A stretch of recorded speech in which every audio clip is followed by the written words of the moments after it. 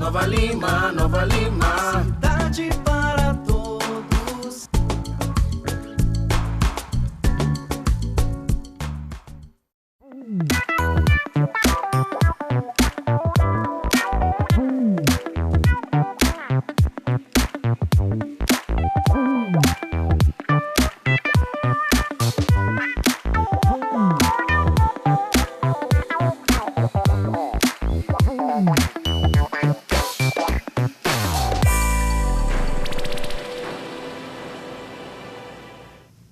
Começando mais um Resenha Banqueta, a sua revista eletrônica semanal que debate os principais assuntos de Nova Lima, do nosso estado e do Brasil. Sempre ao meu lado as participações de José Raimundo, Leão Maluco, colunista do jornal Cultura e Comércio e apresentador do programa Conexão Leão aqui da TV Banqueta, e do Betão, que é ativista da causa animal, bacharel em Direito e também servidor público municipal. Você aí de casa pode participar do nosso programa enviando sugestões de pautas, críticas, temas pelo WhatsApp 31 98569 2926. Está aí na sua tela, 31 98569 2926. O Banqueta, o Resenha Banqueta é transmitido pela TV Banqueta no canal 6 da NET Claro para toda Nova Lima e também para toda a capital mineira, Belo Horizonte. Além disso, em suas redes sociais, Instagram, Facebook e YouTube, que além de ir ao vivo, todos os nossos programas ficam arquivados para você de casa assistir a hora que quiser. Além disso, estamos também em todas as antenas parabólicas do nosso país, através da Com Brasil, que é o canal comunitário brasileiro. Vamos começar falando com você, Betão, a respeito de mais uma entrega do governo João Marcelo. Nesta quarta-feira, o governo João Marcelo inaugurou a nova UBS, vamos chamar de Vila São Luís, porque, na verdade, ela é uma ampliação da UBS Caique, que funcionou por décadas de forma precária, acanhada, apesar de ser um bela UBS formada por uma equipe muito boa, mas funcionava de forma precária em um espaço da escola do Caique cedido à saúde. Agora, uma mega estrutura. O povo daquela região merecia uma UBS do porte da que foi inaugurada, Betão. Ô Fred, mais uma vez, muito obrigado a todos vocês por nos receberem. É fundamental, né, esse investimento dos equipamentos públicos na população, né? Que eu tenho sempre falado aqui, tudo que for gasto, que for para melhorar a situação das pessoas, tem que fazer esse investimento, não é gasto, é investimento, né? Então, modernizar a UBS não é só para o contribuinte, as pessoas que vão utilizar ali, até para desafogar um pouco também a UPA, né? Porque às vezes as pessoas vão ali por algum problema que é menor e tal, mas também para dar conforto para as pessoas, os servidores que ali trabalham, né, que merecem todo o nosso aplauso e nosso apoio. Então, pensar nesse investimento na sociedade é sempre importante.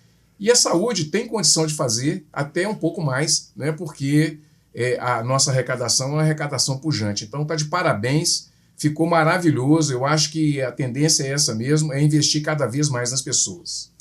Zé Raimundo, a nova UBS vai continuar atendendo a mesma população que era atendida na UBS do Caique. Aproximadamente 7 mil usuários dos bairros mais próximos, com uma equipe formada por 40 pessoas. Além disso, ampliação no atendimento odontológico com 3 cadeiras para fazer atendimento, farmácia municipal ali para a pessoa não ter que ir para a área central, mais um gol de placa do governo João Marcelo, né, Zé Raimundo? Olá, Fred. Grande abraço a todos vocês que nos acompanham aqui pelos canais de comunicação da TV Banqueta. Mais um acerto grande do governo João Marcelo, que vem nos últimos meses, nos últimos tempos, dando show de bola em termos de inauguração e benefícios para a população nova-limense, né? Essa é mais um grande benefício, até porque aquela região, Fred, é a região que mais cresce em Nova Lima nos últimos tempos. Então, é uma região que carecia já de uma estrutura melhor de UBS, e a estrutura está aí, né? Nós vimos pela foto, eu ainda não tive a oportunidade de estar lá fisicamente, mas como tudo que tem sido inaugurado ultimamente, está muito bem estruturado, muito bem feito. E, mais uma vez, a equipe da prefeitura, que trabalhou em cima disso, que criou mais essa oportunidade, mais essa ação. Parabéns pela ação, parabéns ao prefeito João Marcelo, a toda a sua equipe. E a população está feliz, satisfeita e agradece. A população daquela região. Isso mesmo, a população merece uma UBS daquele porte. Lembrando aí de casa, os nossos telespectadores que não tiveram oportunidade ainda de ler o jornal Banqueta, é muito importante dizer, como eu ressaltei, que o público é o mesmo que era atendido pela UBS que funcionava do CAIC, porque ficou muito na dúvida se a UBS Chácara Bom Retiro, que atende uma outra população, iria ser fechada e a UBS, devido ao seu tamanho, atenderia essa demanda da UBS da Chácara Bom Retiro. Não, a Chácara Bom Retiro continua funcionando normalmente, até porque foi um pedido, foi um abaixo-assinado feito pela própria população da região para manter o posto de saúde, né, o antigo posto de saúde, unidade básica de saúde na Chácara Bom Retiro. Mudando de assunto, começando por você, Zé Raimundo, na semana passada nós falamos aqui em nosso programa a respeito dos novos abrigos de ônibus que estavam sendo instalados em Nova Lima. Nessa semana, o jornal A Banqueta de Notícias trouxe toda a resposta, todas as ponderações feitas pelo secretário da pasta responsável, que é o secretário municipal de Segurança e Mobilidade Urbana, Fernando Gomes, no qual ele afirmou, ele contradiz muitas coisas que nós falamos aqui, como, por exemplo, a durabilidade do ponto de ônibus, dos abrigos. Segundo ele, os abrigos, o que tem de madeira não é madeira, é ferro imitando madeira, é questão estética. E que os pontos que foram instalados, que precisam ser ajustados, serão ajustados, até porque não conseguem licitar ponto de ônibus para cada abrigo. Além disso, ele falou que atualmente Nova Lima tem 230 abrigos de ônibus, passou para 275. Confortável, tranquilo com as ponderações do secretário, ou você ainda tem ressalvas, Zé Raimundo? Não. Importantíssimo o retorno que ele deu para o jornal, para a TV, a respeito do assunto, né? É um assunto polêmico, que por isso entrou na nossa pauta da semana passada. A reclamação era grande até então. Muitas pessoas consideraram desnecessário essa mudança e esse gasto atualmente. As ponderações dele são justas. Quando ele garante que o material é um material de primeira, que é o mesmo material usado nas práticas de ginásio, nas academias ao ar livre da cidade, tomara que ela tenha uma durabilidade grande. Até porque ele falou coisa de 2 anos. 2 anos é muito pouco tempo, viu, secretário? Um material desse tem que durar no mínimo 10 anos, já que ele está ao tempo, né, livre. Ele não pode durar apenas 2 anos. Mas isso é uma questão apenas de comentário. Mas eu fico satisfeito com o retorno que ele deu e ponderando as suas colocações. O que ainda eu estou me baseando pelas pessoas que eu conversei, nos pontos de ônibus, as pessoas que usam os coletivos, que automaticamente usam esses pontos. Uma boa parte dessas pessoas reclamaram da diminuição do espaço, da falta de necessidade de fazer essa troca agora, tá certo? E muitas pessoas questionaram a questão do preço. Então, a única ressalva que eu tenho, Fred, e eu não sou especialista no assunto, é que um custo de 43 mil para cada abrigo, sendo 200 e tantos abrigos... 275. Eu não sei se isso era necessário fazer agora, né? Toda essa troca agora.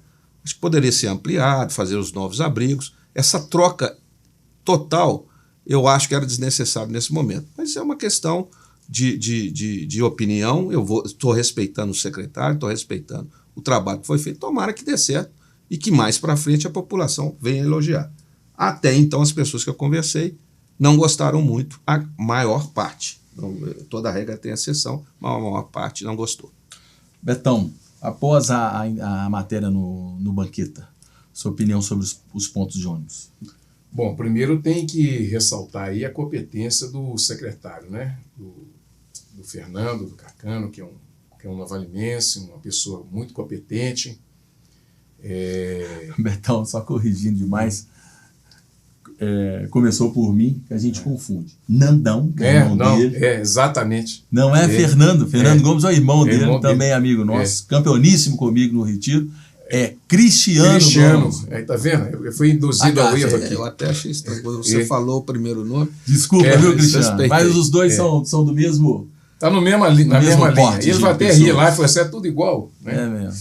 Bom, primeiro essa questão de urbanidade, né?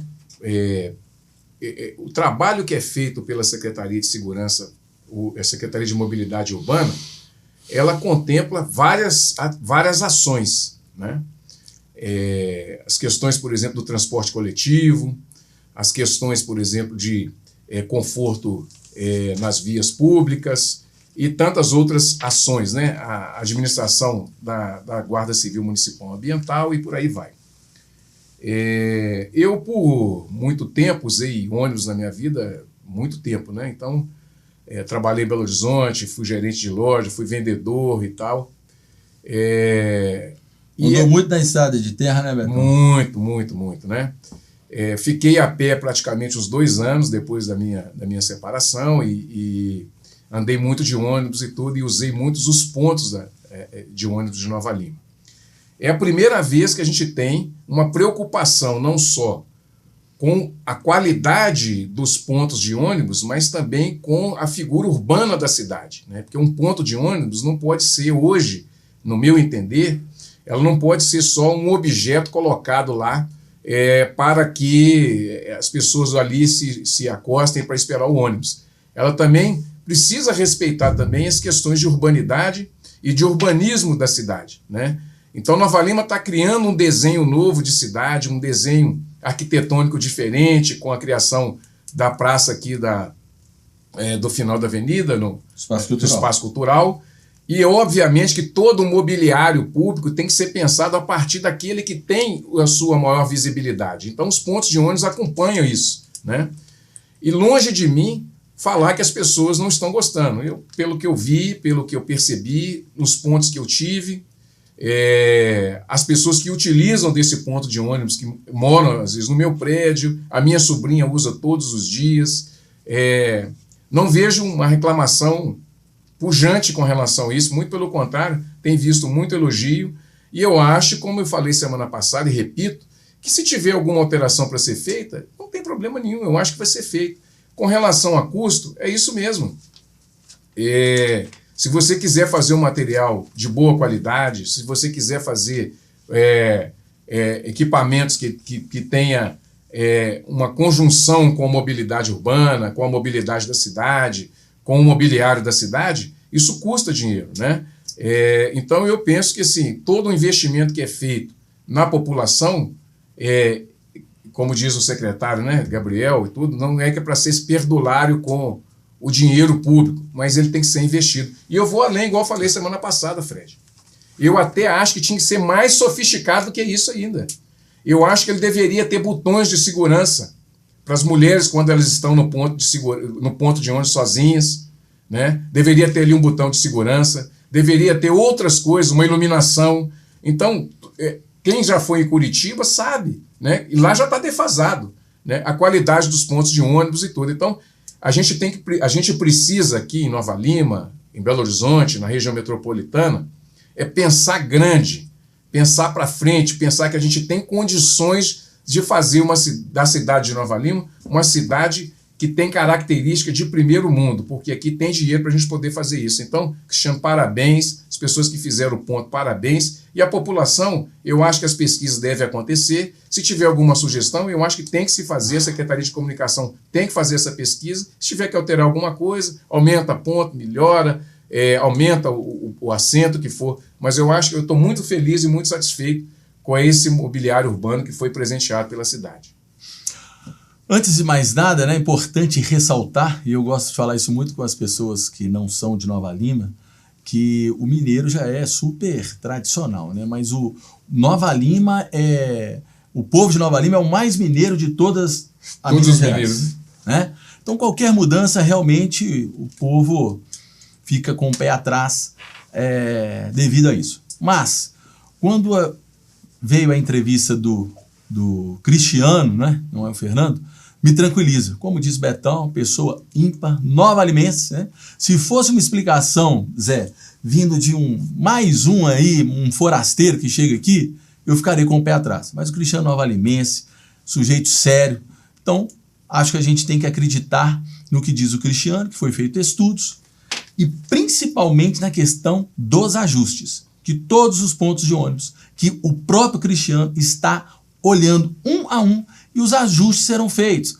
Ficou alto, aumenta o passeio, colocou-se 2 pontos, um ao lado do outro, devido à demanda daquele local ser maior, vai fazer um ajuste, vai tirar grade. O mais importante é cumprir a esses ajustes. Indiferente de opiniões diversas a respeito do assunto, Fred, o mais importante, na minha opinião, é que ele deu um retorno, e foi um retorno explicativo. Isso é importante, né? Quando o poder público faz toda e qualquer ação e que ele recebe críticas, sejam elas construtivas ou negativas, ele precisa dar um retorno. Então, o Cristiano fez muito bem e deu esse retorno para você, através do jornal, através da TV. O questionamento é esse. E só para também deixar claro a questão do preço, são aproximadamente um pouquinho mais de R$43 mil, mas nós estamos falando, segundo a prefeitura, do abrigo em si, da remoção do antigo e da instalação do novo. Não é uma outra empresa que está recebendo para colocar. Porque, por exemplo, não é você só você trouxe o ponto de ônibus, né? Você trouxe a estrutura, não. Você tem que instalar a estrutura, adequar a estrutura. E eu não estou falando que está caro nem barato, não. Só estou explicando a composição desse preço. Mas esse custo, logicamente, é óbvio que estaria composto a remoção de um e a instalação do outro. Não às vezes não, Zé. Dependendo da licitação, é só o abrigo. Aí contrata outra empresa para instalar. E sobre a durabilidade, Zé, quando ele fala 2 anos, ele exemplificou que, como o material é o mesmo utilizado nas academias ao ar livre, que já estão aí há 2 anos sem deteriorar. Sim. Com certeza a durabilidade é muito maior. Ok. Então, bom demais a explicação do Cristiano, deixa a gente muito mais tranquilo, vindo de onde veio. Eu nunca tive dúvida. Agora vamos falar também sobre, vamos dar uma leveza para depois a gente falar sobre saúde. O jornal também trouxe como destaque a história do Benjamin, que com apenas 4 anos e com o apoio dos seus pais, brilha no mundo do ciclismo infanto-juvenil. Zé, bacana essa questão de, desde criança, esse mundo esportivo, e a bicicleta é bem bacana, né, Zé? Bacana demais, a reportagem é muito interessante, porque conta uma história de uma criança, né, que tá começando numa prática de esporte muito interessante. Eu, particularmente, eu fico satisfeito, Fred, porque eu vejo o ciclismo hoje em alto crescimento no Brasil. É uma área que, inclusive, eu estou começando nela, através dos meus negócios, da minha empresa. Nós estamos de consultoria, nós estamos partindo para esse ramo também. E é um ramo extremamente interessante. Então, a história do menino, do Benjamin, é uma história interessante, o apoio dos pais, o incentivo, né, da família é muito importante. E quem dera que todas as crianças pudessem praticar o ciclismo. O ciclismo faz muito bem para a saúde em todos os sentidos, né? Então, quem dera que todo mundo pudesse acompanhar. Então, a reportagem ela pode estar chamando outras crianças para poder se interessar por essa prática, que é uma prática só positiva, em todos os sentidos. Então, parabéns mais uma vez pela reportagem do jornal.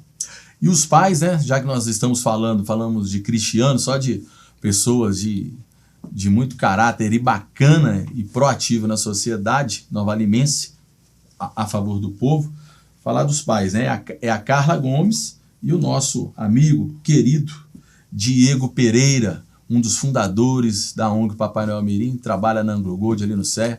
É outra pessoa também fantástica, diferenciadíssimo. O Diego, eu aproveito para mandar um abraço e dizer que a cidade de Nova Lima tem muito orgulho de ter pessoas nova-limenses como você. E principalmente para a gente aqui, que não é nem ser xenofobia não, mas nós somos bairristas sim. Entre nós e eles, com certeza nós somos nós. Vamos falar agora de um assunto importante da área de saúde, que é a esporotricose.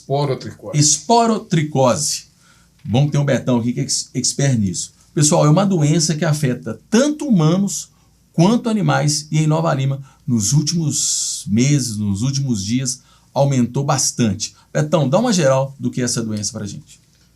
Bom, gente, o mais importante é entender que isso não é uma doença do gato, tá?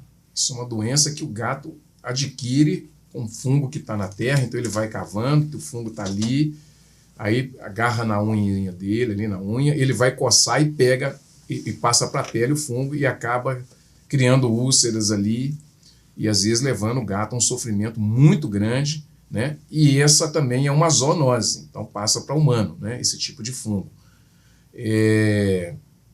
Não é só o gato que transmite, tá, gente? Às vezes você está em algum lugar com o pé ferido, você pode pisar e tal, e pegar também. Então, é muito importante que a gente tenha tenha essa informação para as pessoas falarem, a doença do gato. Não é isso, tá? Mas, de outra sorte, a gente precisa pensar como tratar dessa doença. Então, a gente tem conversado junto à Secretaria de Meio Ambiente, junto com a Secretaria de Saúde, numa estratégia para a gente poder tratar todos os animais. Então, a gente está muito veloz com isso, a gente está buscando os caminhos para a gente poder tratar de forma global todos os animais que foram acometidos com essa doença. A gente já faz isso através do nosso convênio, né, com as clínicas veterinárias, através da Coordenadoria de Atenção Animal, mas hoje a gente está passando todos os casos para a zoonose, para a vigilância em saúde, para que eles tenham todos os dados específicos sobre os animais e quantos animais e quais bairros foram mais acometidos por essa doença. Então, a esporotricose é uma doença, que é um fungo, que quando acomete um animal, ele pode acometer também a pessoa, tá? Então tem que ter muito cuidado, qualquer sinal que a pessoa tiver no seu animal, tiver ferido, alguma coisa, faz o contato com a vigilância em saúde, com a zoonose, que eles vão mandar um veterinário até a sua casa para poder fazer uma avaliação, que às vezes tem que limpar o ambiente também e tal, e aí vai passar todas essas informações. E também pode fazer o contato com a Secretaria de Meio Ambiente, que a gente vai conversar juntos, né, em um plano de ação, quando for um caso, por exemplo, de animais comunitários. Então, muito cuidado no sentido de verificar que seu animal esteja com esse tipo de ferida, alguma coisa assim, para que isso não passe para alguma criança, algum idoso e tudo, porque também tem essa condição também do ser humano estar adquiriu ali aquela patologia, aquela doença, mas não vai ao posto de saúde, né? E é preciso notificar o posto de saúde, precisa ir lá para começar a tratar, que é um tratamento simples com itraconazol, mas é preciso ir ao posto de saúde para que o médico possa olhar e a gente ter dados disso também, aqui dessa patologia aqui na cidade, para a gente também criar um plano de ação para cada bairro. Então, fica aí esse alerta, cuidado com os nossos gatinhos, porque eles não são culpados de nada, eles também eles acabam adquirindo a doença por outros fatores, tá? Então, todos juntos em prol da eliminação desse tipo de patologia, desse tipo de doença, tá bom? Só para contribuir, antes de passar para o Zé, a Prefeitura de Nova Lima nos informou que em 2021 foram 7 casos notificados da micose, que é uma micose. Em 2022 foram 18. E já em 2023, até o momento, 22 pacientes humanos foram contaminados. E segundo a Prefeitura, pela demanda de atendimentos veterinários, também foi verificado um aumento de casos suspeitos em gatos. Zé Raimundo, já teve algum exemplo dessa doença? Sim, um exemplo na minha casa, mas foi antes desse período. Foi no ano de 2018 ou 2019, me parece. Tinham lá na minha casa 2 gatos, mãe e filho, e o filho adquiriu essa doença na época. As minhas filhas gastaram uma grana alta com os veterinários para poder cuidar do animalzinho, e foi uma luta muito grande durante um bom período. Me lembro que um período bem longo, mas infelizmente o animalzinho acabou vindo a óbito. Não sei se talvez na ocasião não tivéssemos os mesmos recursos que temos hoje, né? Agora, o que eu vejo mais sério nesse momento é que, por exemplo, na minha região, a região aqui do Bom Jardim, parece que o próprio BNH BNH aqui também, Vila Operária, essa região nossa aqui tem um surto dessa doença aí nos gatos e pessoas. Eu até tenho pessoa conhecida que adquiriu a doença, que teve que se tratar. Tem uma veterinária também conhecida que vai na minha casa dar atendimento a um cão que nós temos lá, e ela também contou que já adquiriu essa doença e teve que se tratar. Então, os cuidados têm que ser muito grandes, e a reportagem, mais uma vez, acertou ao pedir que as pessoas não abandonem os seus animais. O animal não tem culpa de adquirir a doença, né? A doença que já era conhecida antigamente. Era a doença do jardineiro. Do jardineiro. Então já era uma justamente coisa antiga. Explica bem. E que agora, com o aumento da criação de gatos, isso é uma coisa mais moderna. Antigamente se criava muito cachorro. Gato era coisa muito rara. Gato era coisa de madame. Hoje é uma coisa comum. Quase todas as residências, além do cãozinho, ou do cão grande, não importa, ela tem também o seu gato, né? O gato passou a ser muito... O número de pessoas que criam gato aumentou demais. Então, com isso também começam a aparecer os problemas de saúde desses animais e das pessoas. Então, tomar cuidado, porque a coisa é bastante séria e muito triste para o animalzinho que pega, e para as pessoas muito perigoso. Alguma complemento? Deixa eu só complementar, Fred, porque nós fizemos no dia 9, nós realizamos o primeiro fórum metropolitano, que virou praticamente um fórum nacional de atenção, proteção e defesa animal. E trouxemos aqui a maior especialista do mundo em esporotricose. Então, a orientação que a gente dá é exatamente a pessoa que tiver, alguma suspeita, vai até o posto de saúde para não ter subnotificação, né? E a esporotricose, ela é uma doença tratável, sim, com um tratamento simples, mas ela é demorado. E quanto mais úlceras, quanto mais coisa aparece, né, na pele, mais demorado fica o tratamento. Então, prestar bem atenção nisso. Ano que vem, possivelmente em julho, nós vamos fazer um novo fórum, né, de proteção animal, e traremos ela de novo, tá? Então, nós vamos disponibilizar, vou até mandar para você também, Fred, para disponibilizar o material que ela colocou à disposição sobre esporotricose, da apresentação que ela fez aqui, e se vocês tiverem interesse, pode colocar no site da TV Banqueta, a gente vai pedir para colocar no site da Prefeitura também, tá? Então, o alerta é todo esse, se a pessoa que tiver com algum sintoma, vai até o posto de saúde para não ter subnotificação, porque tem 22, mas pode ser que casos subnotificados ainda tenha muitos ainda. Ok. Nós vamos para um breve intervalo, mas nosso tema principal será a questão da morte de um preso lá dos atos de 8 de janeiro que morreu na Papuda. Enquanto, por exemplo, na última semana, um turista que estava no Rio de Janeiro foi morto também por um delinquente, assassino, que é preso de manhã e solto à tarde. Vamos saber o que pensa Betão e Zé Raimundo. É um minuto só.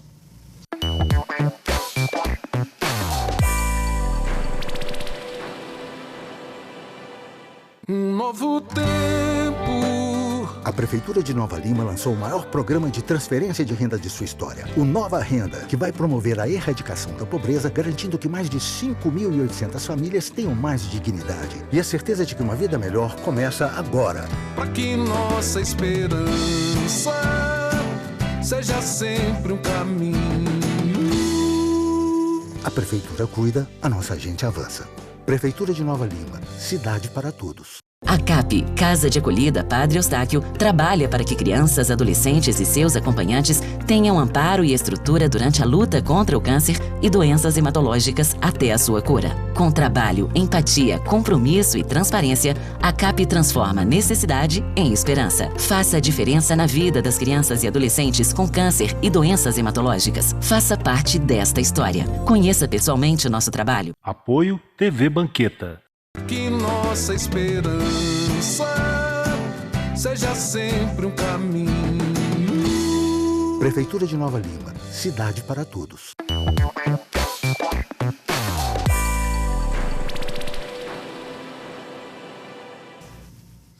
Estamos de volta com Resenha Banqueta, sempre com Zé Raimundo e Betão, e é claro com você aí de casa. O segundo bloco é dedicado aos temas estaduais e nacionais. A questão da pergunta que deixei na chamada para o intervalo vai ser o nosso último tema para garantir a sua audiência. Agora vamos falar sobre a questão do Estado, né? A dívida que o Estado tem com a União.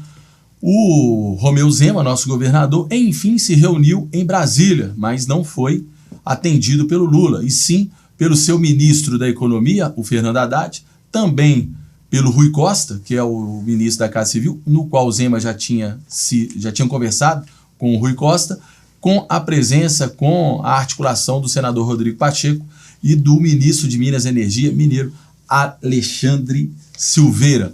Betão, Zema está certo de correr atrás disso?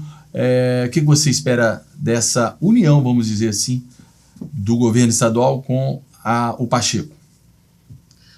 Frege, o governador de Minas, ele precisa assumir seu papel de estadista, né? Uma coisa é ele ter as pretensões deles de ser candidato à presidência da República, de representar essa ultradireita retrógrada que nós temos, isso tudo faz parte, né?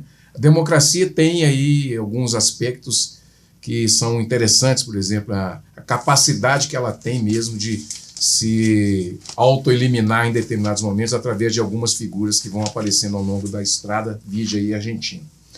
Mas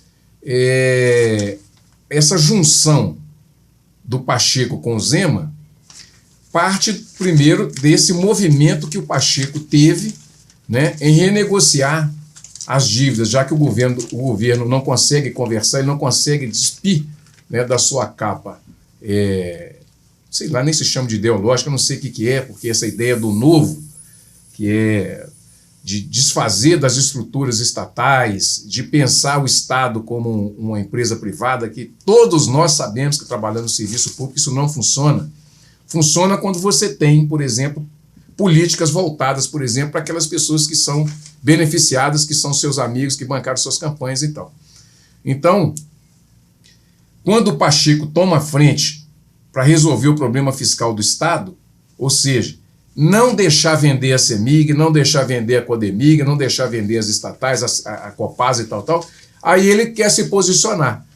Antes tarde do que mais tarde, né? Vamos dizer assim. Então, é bom que isso aconteça, que o Pacheco tome essas rédeas aí, porque faz essa interlocução com o presidente da República, com a União, né? Porque todos os dados e tudo que a gente tem e ouve falar é que o governador de Minas não participou de nenhuma reunião com o ministro da Economia para discutir a dívida de Minas. Ele foi chamado inúmeras vezes, não participou de nenhuma. Mandou o vice, né? Então, isso é um absurdo. Então, assim, eu acho que o Pacheco fez um bem para Minas. E se quiserem resolver o problema das dívidas de Minas, eu acho justo. Federaliza a CEMIG, federaliza a CODEMIG, federaliza as empresas estatais que eles querem vender. Vender para quem? Né? Para quem? Para vender para quem? Para acontecer igual em São Paulo? Você vende a CEMIG, está lá sem luz. Ficou quanto tempo sem luz em São Paulo? Taboão da Serra, Itapecerica da Serra, aquela região metropolitana de São Paulo. Nós temos um patrimônio estatal, os dois patrimônios mais importantes do Estado, que é a CEMIG e a Copasa. O dia que a gente perder isso aí for privatizado, aí nós vamos sentir o peso do que acontece em São Paulo e o peso do que acontece no Rio de Janeiro, que vira uma pouca vergonha, que a empresa pensa em lucro, só em lucro, e ponto final. Não quer saber se vai ficar sem luz, se não vai ficar sem luz, não quer saber de nada disso, porque quem compra, os acionistas que estão comprando, que vai comprar ou que podem comprar a CEMIG e a Copasa, não estarão aqui para sentir na pele o que a gente vai sentir. Primeiro, aumento de conta de luz e de água, né? E eles vão estar lá em Paris, em Dubai, em esses outros lugares, porque são acionistas, né? Não só dessas empresas como de outras. Então, a intervenção foi muito importante e se o governo quiser resolver o problema fiscal, está colocado na mesa. Federaliza as duas estatais ou as estatais que eles estão querendo vender.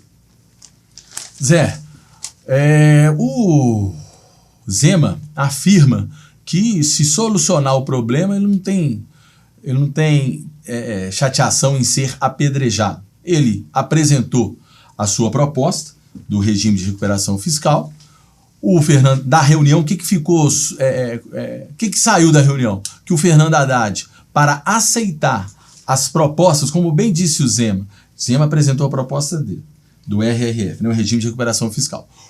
O Pacheco fez as propostas dele, é o que o Zema chama da proposta 2.0. Só que nós temos até o dia 20 de dezembro para aprovar esse regime de recuperação fiscal. Porém, o Fernando Haddad precisa de 90 dias para ver se aceita as propostas do Rodrigo Pacheco, que entre elas, como diz Betão, é a federalização das estatais, é usar o dinheiro de Mariana, questão de Lei Candir e por aí vai. Agora, o Zema fez o papel dele, está na mão do Pacheco e do Haddad, ou essa celeuma aí, Zé, o que você pensa disso tudo aí? Não, acho que mesmo que atrasado, ele pecou sim, ele deixou a coisa muito tempo, né? Deixou o tempo passar, e isso foi um pecado dele, um erro dele.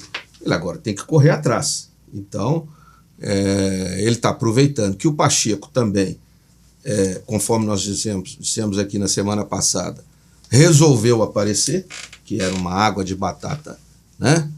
Um carta branca na política brasileira, mesmo assumindo um cargo de altíssima responsabilidade, que é a presidência do Senado Federal, mas o Pacheco agora resolveu aparecer. E com isso, por ser mineiro, por ser eleito pelo povo mineiro, ele tem também que ter a sua participação, a sua parcela de contribuição para ajudar nessa questão. Tanto ele quanto o ministro das Minas e Energia, né? São mineiros também. Então o Zema, que errou lá atrás, pediu esse socorro e o socorro foi dado. A questão dele não falar com o presidente não acho que é tão pesada, até porque o presidente não é tão relevante assim. O presidente está viajando, está para fora, está pouco se lixando para as coisas internas aqui. Ele está mais preocupado lá fora, dizendo que está buscando recurso que não apareceu nenhum até agora, né? É só de falácia. Estou trazendo recursos para o Brasil. Não trouxe nenhum, não tem nada. Pelo contrário, as contas públicas estão lá em cima. O Brasil está com déficit público esse ano de mais de 150 milhões de reais. Que é um tremendo absurdo, mas isso é outro assunto. Então, acho que o Zema, mesmo atrasado, está correndo atrás, porque precisa correr, porque deixou a coisa chegar num momento muito crítico, e está certo o Pacheco, que resolveu aparecer, e o ministro que estão ajudando. Resta agora ao ministro, o Haddad, que parece que tem uma tranquilidade maior para rever esses assuntos, não está olhando a questão política, está olhando a questão do país e vai analisar, dentro do período do prazo que ele pediu, vai analisar a questão. Agora, eu não sei como é que vai ficar essa celeuma do dia 30, né? 20 de dezembro. Dia 20 de dezembro até esse prazo que ele pediu. Aí eles vão ter que resolver entre eles lá. Aí tem que resolver lá junto ao STF. A minha opinião a respeito disso por mais que eu concorde com tudo que o Zé fala sobre o Rodrigo Pacheco, passador de pano, mas dentro dessa ação está corretíssimo. Parabéns ao Pacheco. E crítica aos outros 2 senadores. Não sei se o pessoal de casa tem acompanhado. Ontem o senador Cleitinho e o Carlos Viana reclamaram, Betão, que não foram convidados para participar. Ora, bolas, vocês não têm que ser convidados, não, vocês são senadores.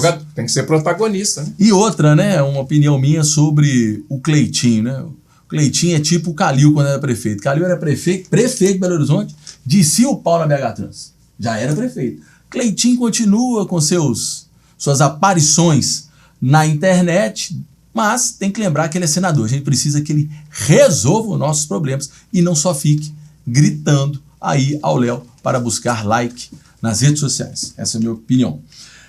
Vamos falar agora também de uma ação do Rodrigo Pacheco. Zé. O homem resolveu trabalhar. Sob a liderança do Rodrigo Pacheco, o Senado aprovou a redução dos poderes dos ministros do STF. Em suma, em um linguajar popular, o Senado aprovou que não vai haver mais decisões monocráticas, ou seja, de apenas um ministro, contra uma lei que foi feita ou pelo presidente da República, ou pelo Senado, ou pela Câmara dos Deputados. Betão, você que é da área, fala um pouquinho sobre isso pra gente. Bola dentro, o que muda na realidade? Fred, a democracia é isso. Democracia é isso. Freios, sistema de freios e contrapesos. É um poder, estou sempre falando isso aqui, é um poder equilibrando com o outro. né?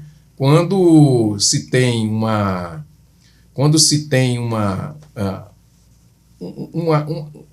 um ativismo, vamos chamar, não é a palavra correta, não estou achando outra não.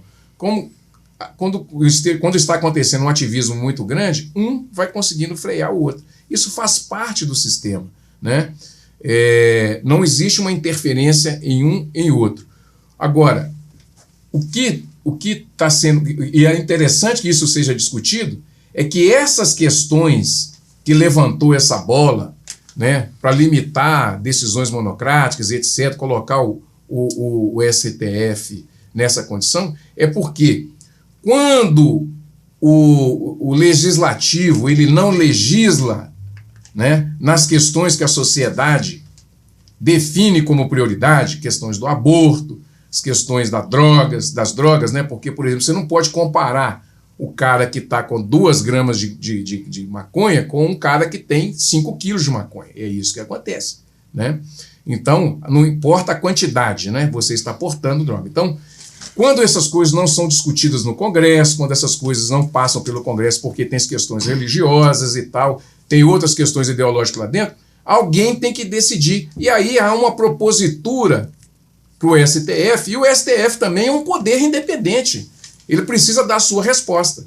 Então, é muito bom que isso aconteça para que as duas casas, né, tanto o judiciário quanto o legislativo, encontrem um equilíbrio, não só nas decisões judiciais, mas também que o legislativo também tome o seu papel de legislador e se debruce nessas condições, mesmo que sejam polêmicas, mas tem que se debruçar nelas e criar um comando normativo para que até o judiciário possa se orientar e aplicar a lei da maneira que for. Quem cria e estabelece, quem cria as leis, quem cria a legislação é o legislativo. Só que ele tem que legislar, porque se ele não legisla, você tem que fazer um controle de constitucionalidade quando há um abuso, quando há uma prisão ilegal, quando o direito e as garantias fundamentais daquela pessoa que foi atingida ele é questionado no Supremo Tribunal Federal ou no STJ ou entre os desembargadores dos tribunais estaduais e tal. Então, é preciso que essa discussão seja forte todos os dias, como tem sido agora,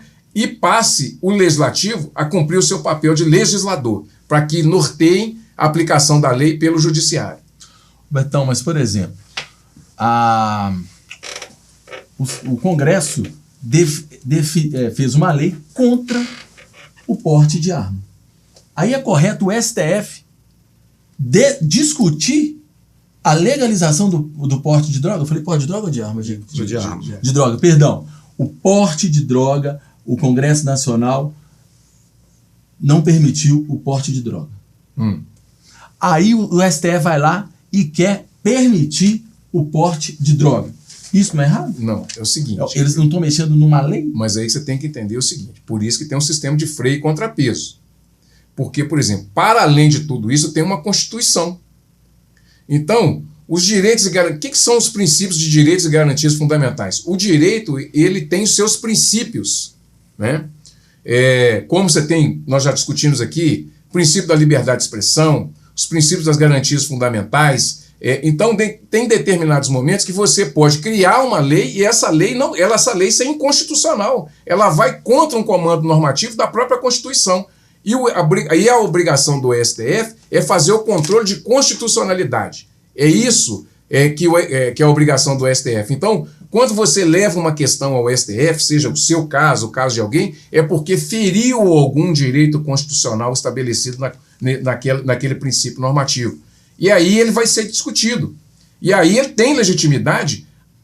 Eu acho que pode ter o bom senso, pode ser discutido, mas ele é discutido no amparo e no âmbito da lei, né? Do comando e dos princípios constitucionais. E isso pode voltar para o Congresso reformular o seu entendimento e assim fazendo o sistema de freios e contrapeso funcionar. E na medida que isso vai funcionando, você vai ter sanção do Executivo e etc. e tal. Então eu não vejo nada demais. Eu não vejo assim um ativismo tão grande, não. Eu acho que manter essa ideia de decisões monocráticas, né, que fere princípios constitucionais, que isso deve realmente ser no colegiado, fantástico, né? Porque às vezes um ministro pode dar uma decisão, não por má fé ou por nada disso, por um equívoco, alguma coisa assim, mas essas questões que são mais polêmicas, que são colocadas, por exemplo, que vai envolver, por exemplo, o Poder Legislativo, elas realmente têm que passar pelo colegiado, que aí sim você tem mais legitimidade para poder até discutir com o Congresso Nacional as decisões do STF. Sobre essa redução dos poderes dos ministros do STF, Zé, o que você tem a dizer? Bom, tem dois lados nessa questão. O lado da teoria, o Pacheco, conforme nós dissemos, resolveu aparecer. Esse era um clamor popular, né? Esses poderes exagerados do Poder Judiciário. Então, um clamor popular, está claro para todo mundo, é só você ligar a televisão, ligar o seu computador, que você vai ver o clamor popular em cima disso aí. Isso é na teoria, ele conseguiu na teoria essa ação. Na prática vai funcionar pouco, Fred, porque toda e qualquer decisão lá do juiz são 11 ministros. E são 9 ministros que votam juntos, contra 2 que votam contra, mesmo assim, de uma maneira muito leve, muito fraca. Tá? Então, não vai mudar pouca coisa. O Poder Judiciário continua sendo, dos 3 poderes, aquele que está mandando no país. Né? Hoje, quem manda no Brasil não é mais o Poder Executivo. Essa é a verdade. Quem está mandando no país é o Poder Judiciário. Eu não sei te falar, eu acho que por tudo que nós conhecemos, os 3 poderes são iguais, os 3 poderes têm os mesmos, deveriam ter a mesma força, inclusive o Legislativo, que tem que legislar mesmo, tem que ser um pouco mais ágil, não pode deixar processos, como estamos sempre acompanhando processos há anos que não são votados, é um erro do Legislativo. Mas isso não quer dizer que o Poder Judiciário tenha todo esse poder. Então, eu acho que na teoria foi legal, foi bom, foi uma ação positiva do Pacheco, que agradou a população, mas do lado prático eu acho que vai funcionar pouco. Acho que eles continuam, a coisa muda muito pouco, na nossa opinião. Vamos ver para frente se a coisa muda, mas a princípio eu acho que na prática vai mudar pouco. Mesmo sabendo que as últimas votações do STF e indo em direção ao que Zé Raimundo falou, tem muito tempo que não dá um 6-5, mas, né, porque eles são, como disse o Zé, votando direitinho, juntinho, mas já é um alento para mim. Para mim eu já estou satisfeito, porque quem me representa, bem ou mal, quem nos representa, bem ou mal, quem nós escolhemos para fazer as nossas leis são os deputados federais e os senadores, no caso do Congresso Nacional. Acabei de falar do Cleitinho, votei no Cleitinho, estou decepcionado com ele, mas eu dei o voto a ele. Agora, esse poder de 11 pessoas, de 11 ministros, de um Gilmar Mendes e por aí vai, tudo que for para diminuir o poder do STF, eu acho que é uma boa, apesar de que lá em cima, nos bastidores, nos gabinetes, deve ter algo aí, porque difícil alguém encarar o STF, viu? Nos dias de hoje. Vamos lá, gente. O último assunto nosso é sobre um tema muito triste, vamos dizer assim. Um empresário baiano de apenas 46 anos morreu nessa segunda-feira no complexo penitenciário da Papuda, em Brasília. Ele, ao lado de tantos outros, está preso desde o dia 8 de janeiro em decorrência dos protestos que culminaram com a invasão e depredação dos 3 poderes. Um empresário do bem, trabalhador, está preso desde janeiro. Você tem a falar a respeito disso, Zé Raimundo? É só nossa lamentação, né, Fred? O povo brasileiro está chorando, o povo brasileiro está triste com tudo isso que tem acontecido no Brasil. Enquanto bandidos, criminosos estão sendo soltos à torta e à direita, são liberados da cadeia a todo momento, enquanto pessoas do alto poder da nação, pessoas de cargos de altíssima importância, se reúnem com chefes de tráfico, com chefes do crime organizado, e esse pessoal deita e rola. Nós temos exemplos vários aí de bandidos perigosíssimos que estão aí sendo soltos, outras vezes estão nos presídios de alta segurança máxima. Isso, segurança máxima. Mas cheios de mordomia, todo mundo acontece.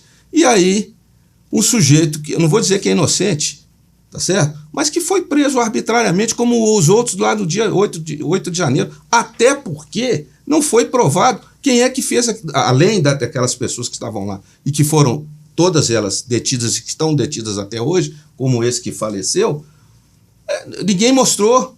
O ministro da Segurança não mostrou, não apresentou as provas cabíveis para isso. Mas eles estão presos, é a justiça, é o poder judiciário que entendeu que eles tinham que ser presos, e o sujeito morreu dentro da cadeia, clamando para ser solto, clamando para se tratar lá fora. É o Brasil que acontece. Então, as minhas palavras, eu acho que é a palavra da maioria do povo brasileiro, se não da maioria, pelo menos das pessoas de bem desse país. Lamentamos, é muito triste ver uma covardia dessa que está acontecendo com o povo brasileiro. Lamentável. Betão, o que você tem a dizer a respeito sobre essa morte desse empresário que está preso, acusado lá dos protestos e depredação nas sedes dos 3 poderes? Bom, a primeira coisa que eu queria falar, até queria que já colocasse a câmera em mim aqui, Gessé, a minha opinião, tá, gente? Eu não compactuo com nenhum tipo de criminalização de ministro do Supremo. Eu estou aqui na bancada do programa, de ministro da Justiça. Eu não imputo crime a ninguém. Eu queria ficar isento dessas opiniões, porque eu vi alguns comentários e tal, que vocês falaram isso, você fala, eu não falo nada disso. Então, quem tem essa opinião, que responda por ela na esfera que for, tá? Queria fazer esse recorte. A Justiça, o ministro da Justiça, os ministros do STF, todos têm o meu respeito amplamente, tá? Dito isso, eu queria deixar claro o seguinte, os protestos de 8 de janeiro foram vistos como atos terroristas, né? Ao longo de janeiro para cá, já foram soltos várias outras pessoas, né? Eu estava com os números aqui, acabei perdendo o meu telefone aqui. Existem esses números? Quantas pessoas foram presas? Tem. Já foram soltas. Tem pessoas que já foram soltas? Muitas delas, né? Então, perto de 700, me parece, já foram soltas aí. E, inclusive, esse rapaz aí, me parece que o ministro André Mendonça negou um habeas corpus dele. Então,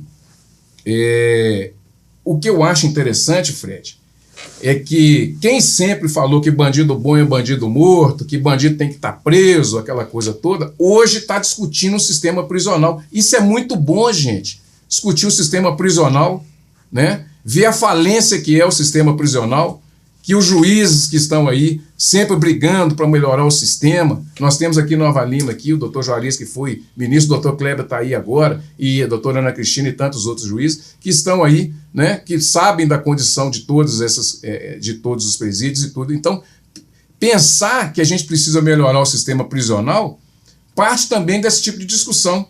Agora, falar que um sujeito que entrou, não existe ninguém preso lá sem prova, não. As pessoas que estão presas lá ficaram presas porque elas invadiram a sede dos 3 poderes, quebraram as coisas, foram imputadas como terroristas e tal, etc. E foi a mesma coisa que aconteceu no Capitólio nos Estados Unidos. Então, as pessoas, né, pensaram que não iria dar nada. Dá sim, gente. Você depredar, praticar atos terroristas e fazer isso, dá problema sim. Então a lei está aí para ser cumprida, as pessoas estão presas, estão sendo analisadas, você não consegue analisar todos os casos de uma vez só, então vai sendo caso a caso, tem filmagens, tem as coisas todas que o ministro, você não vai imaginar que o STF, o ministro do STF, os assessores, os juízes que são assessores desses ministros, não estão colhendo provas para que essas pessoas que estão presas, né, continuem presas lá. Então, na medida que vai chegando os casos, vai sendo julgados, quem tem que ser liberado vai sendo liberado, quem vai ficar com tornozeleira vai ficar com tornozeleira, e quem deve continuar preso vai continuar preso. Então, isso é uma realidade até ser julgado e determinado para onde é que vai.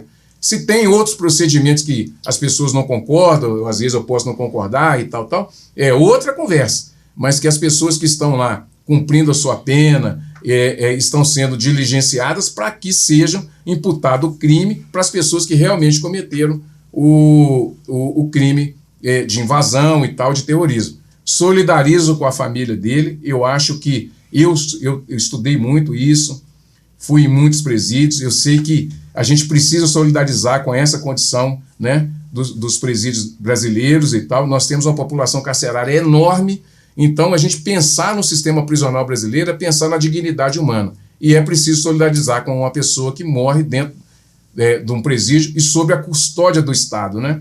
E, pelo que eu sei, o ministro Alexandre de Moraes pediu um levantamento geral e total das condições que ocorreram a morte desse rapaz. Me parece que é morte natural, mas eu não vejo, assim, que foi uma covardia, alguma coisa nesse sentido, não. Mesmo porque, de janeiro até agora, foram soltas muitas pessoas desses atos. Já ouvimos aí, muitas pessoas foram para casa com tornozeleira e tudo, dos atos golpistas de 8 de janeiro de 2023. Consegui os dados aqui de agosto ainda, né? Então tem muito tempo. Em agosto tinham ainda 128 pessoas presas. A questão sobre isso, a gente sabe, sabemos não existem as questões legais, as questões que a gente não conhece, porque a gente não é advogado. Mas no dito popular, o que revolta a nossa população, é de pessoas trabalhadoras que no dia 8 de janeiro erraram em, vamos supor que foram eles que depredaram um bem público, estarem presos até hoje, e pessoas que matam uma pessoa, que assaltam uma pessoa, que trafica, que faz o diabo, que estupra, é presa e solta no outro dia. A revolta popular é essa. O que está na lei tem que ser cumprido e a lei é fria, mas que é revoltante essa comparação. Fred, são coisas diferentes. Beleza, aí nós vamos para os advogados. Mas o que revolta a nossa população, não tem como não ficar revoltado com isso. Estamos chegando no finalzinho, dá tempo, mas 30 segundinhos, Betão, pitaco final. Bom, parabenizar aí a essas ações do prefeito João Marcelo, da prefeitura de Nova Lima, que tem feito um trabalho perfeito, um trabalho legal, e as inaugurações estão indo de vento em popa. Eu acho que a gente tem que parabenizar essa ida dele também a Barcelona para buscar tecnologia, empresas tecnológicas para trazer para a cidade. Então parabenizar isso e parabenizar ao poder público municipal que tem feito um trabalho brilhante. Betão respeitou 30 segundos. Vamos lá, Zé. Meu pitaco final vai de 2 abraços. Um abraço de lamentação, de sentimentos para a família do Tatu Baterias, que tanto atendeu a população de motoristas na cidade, trocando as suas baterias. Partiu dessa para melhor, viajou fora do combinado, já está lá em cima. Um abraço para a família aí. E um abraço para o Juvenal, trabalhador da limpeza pública urbana, que assiste o nosso programa, que elogia, que fez as críticas também, algumas críticas. Grande abraço para o Juvenal e um abraço para todo mundo. Até a próxima, se Deus quiser. Obrigado e até o próximo Resenha Banqueta. Nova Lima, Nova Lima.